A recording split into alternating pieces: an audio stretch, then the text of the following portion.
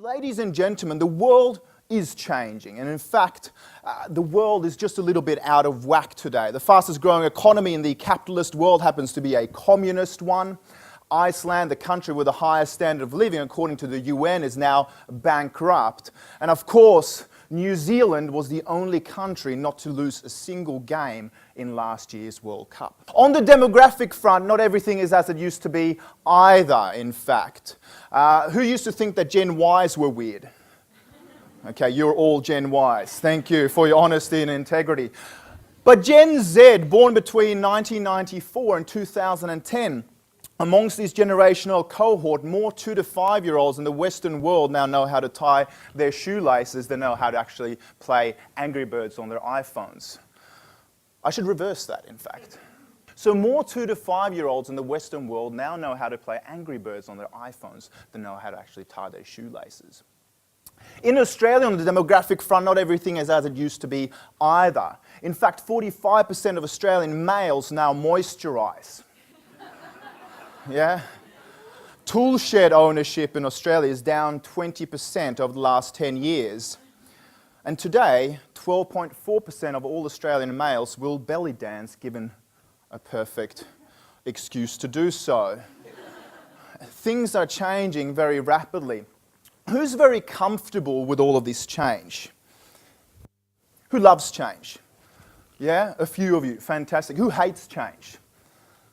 Yeah, there's a few. Thank you for your honesty, because of course a change in cell structure, as we've heard, means cancer. Yeah? But who liked the change in weather today? It was pretty good, wasn't it? But as Australians, perhaps we don't like change so much. In fact, only 8 out of 44 referenda have actually passed in the affirmative, which is pretty interesting.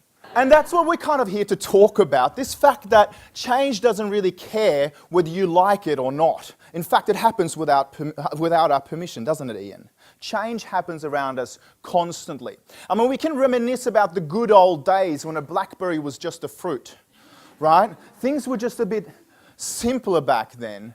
The good old days when we didn't have to actually add an emoticon when we expressed our emotions, Caitlin. Right? Things were just a little bit simpler, a little bit calmer back then. Today we're here to talk a little bit about data, but also about story and how you can create change in other people around you. And I reckon to really create change in a social engagement and driving social change around the world, and this is going to be unpopular potentially, we need to start thinking more like corporates. We need to bring data and story together to truly bring about results. These guys know how to do it really well. Now, we've heralded Steve Jobs as a real genius at Apple, but I reckon this guy has as much to do with it as Steve Jobs did. And kudos and respect to Steve Jobs, who I had a professional man crush on. I think he was a genius. But it was as much, if not more, the left brain analytics of Tim Cook, who re-engineered the supply chain, who brought data into Apple to really look at how they could create a lean organization that was as responsible for bringing it to the largest market capitalized company in the world as it had to do with Steve Jobs' lone genius. I was recently at Cupertino at Apple, and one of the things that really struck me at the time when talking to one of the financial services guys there was that he said that Apple makes $2,800 every second, Anders. That's pretty impressive. Yeah? That's 2 iPads, an iPhone, and an iMac sold every second of every day. This is the reason their Fifth Avenue concept store is open 24/7, 365, by the way. And I think we all need to take on some of that thinking as we start thinking more globally but acting locally. That's easy to say if you're Swedish as well. In fact, we all, I think, as social change agents and agent provocateurs actually need to start taking some advice from that great Australian thought leader, Shane Warne. Because Shane gets that for him to truly engage internationally, for him to truly form profitable relationships, he needs to think global, but still act like a bogan. And I think we all need to bring some of that stuff together. In fact, I get inspired by the city of Shanghai, a city that has the same amount of people as the entire continent of Australia. I think as Australians, sometimes we get constrained by island thinking. I was doing a lot of consulting around the intergenerational report, the 2050 report last year, and it scared me how small we were thinking. By the year 2050, Australia is likely to move from 22 million people to 35 million people. That's 40 years away. Shanghai, one city, same population as Australia, 22 million to 45 million by the year 2020. Do you think that's going to require a little bit of data ingenuity, a little bit of infrastructure, some sustainable roofs, some urban farming, some innovation? You bet. And I think in this world where everything is very, very quickly digitizing, where we're living in an entirely new world, we need to start thinking differently and upgrade the way we think about change and also how we get buy-in. Because we have these kind of volumes of data, waves of data crushing down on us all of the time. And I think as any good social agent, we need to start thinking about the data to actually communicate better with corporates who we are reliant on at the moment for some real change. We need to engage with the waves of data to actually communicate and get buy-in into the changes that we're going to bring around the world. We can use tools like the steep kind of trend spotting analysis, for example, to tune into socio-cultural, technological, economic, environmental and political trends to better communicate where the future of social engagement is actually going to sit. And I think if we sort of reminisce about the good old days, we can think about Hamlet, my Scandinavian forebear. He lived in kind of easier times. What was his big philosophical challenge in life? Where are all the English students? Like, did someone do English at school? Okay, I'm so happy I competed with you guys in the HSC. Okay, all right. It was to be or not to be. It was pretty black and white, wasn't it? Yeah? But I think we're living in difficult times now. They are just a little bit more complex, a little bit more grey.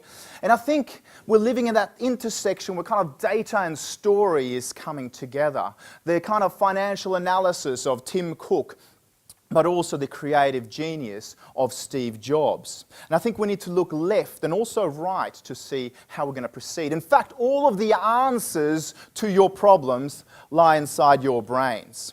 Because your brains are divided into a left and also a right hemisphere. The left is a little bit more logical, analytical, sequential and mathematical. The right brain is a little bit more creative, innovative and future-minded. And we need to actually bring them together so that we can ensure that our ideas truly get incepted. But if you've ever seen that ad for, hi, I'm a Mac and I'm a PC, you'll know what I'm talking about. PCs are just a little bit more left brain, Macs a little bit more right brain. We've got data versus story. But if we look to the market share of Apple just over the last few years, it's interesting to note that their Q1 11 market share was sitting at a pretty humble 11%. This is not counting all the iPads in the audience here, by the way. But if you look at the growth of Apple compared to all these left-brain companies, for example, what you can see there in the yellow behind me is that it actually increased its market share by 15% in a market that overall in the world actually shrunk 4%. Now, this data is interesting because Macs are just a little bit more right-brained in some ways. Whoever got an instruction manual when they bought their new iMac? No instruction manuals come, but you might be special. Okay. Maybe you get one at the Genius Bar when you actually get there. So my encouragement to all of you here today as students, and by the way, McKinsey says that the top talent that companies are looking for today are T-shaped individuals. People on the vertical who have a deep-centered sense of expertise in a particular area, yeah? The kind of logic, the left brain, the data, the statistics, the analysis, but also the breadth on the horizontal axis to actually emotionally connect with people around them. Now, I want to encourage all of you to actually become T-shaped. And I think as people, sometimes we forget our humanity, as Bill Compton would say. And all my philosophy comes from True Blood, by the way. I think we need to remember our humanity. Because as humans, we get so much data thrown at us all of the time, from 360 degrees. Yeah? Who loves the slides, by the way? Well, you might be a visual learner, and thank you very much. I can sleep quietly to boost my jet lag kind of battle today as well. Who hates the slides? Who's gotten seasick because of them? Okay, I will be weeping into my pillow if anyone does. Some of you learn best visually. Some of you are going to love the sound of my voice, I hope. And some of you like the conversations in the kind of spaces in between all the talks, thinking that the speakers are just the fluffers who kind of engage you socially beyond here today. But we have so much data, and sometimes as human beings, we suck at using it. Or so I'm told by all my ex-girlfriends. Yeah? We are thrown data all of the time, and we just don't know how to use it. But corporates do.